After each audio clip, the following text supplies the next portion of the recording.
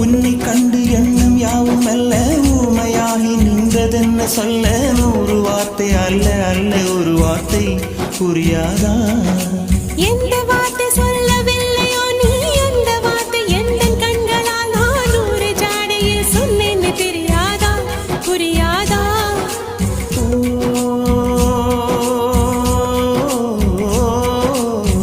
my போல நானும்